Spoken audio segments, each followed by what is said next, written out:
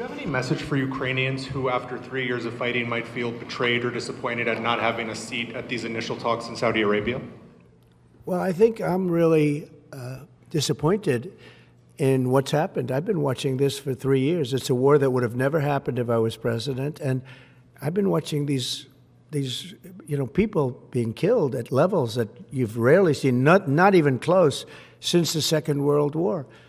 And I'm very disappointed. I hear that, they're upset about not having a seat. Well, they've had a seat for 3 years and a long time before that. This could have been settled very easily. Just a half-baked negotiator could have settled this years ago without the loss of much land, very little land, without the loss of any lives, and without the loss of cities that are just laying on their sides. You have those magnificent golden domes that are shattered, will never be replaced. You can't replace them. A whole civilization has changed because of what. So when they're worried about not being seated, you mean somebody that should have gone in and made a deal a long time ago?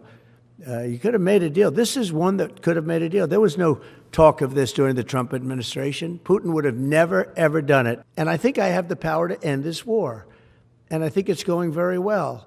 But today I heard, we weren't invited. Well, you've been there for 3 years. You should have ended it 3 years. You should have never started it. You could have made a deal. I could have made a deal for Ukraine that would have given them almost all of the land, everything, almost all of the land, and no people would have been killed, and no city would have been demolished, and not one dome would have been knocked down.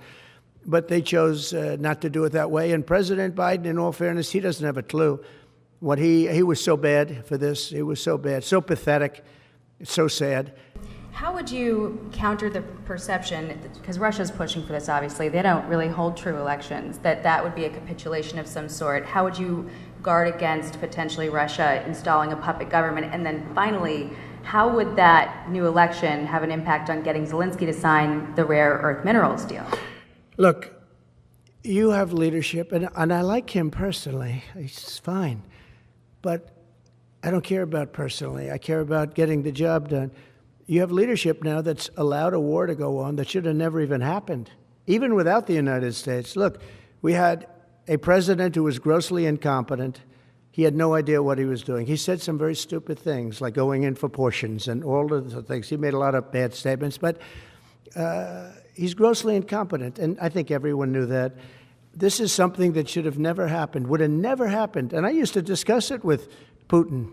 President Putin and I would talk about Ukraine. It was the apple of his eye, I will tell you that. But there was never a chance of him going in. And I told him, you better not go in. Don't go in. Don't go in. And he understood that. He understood it fully.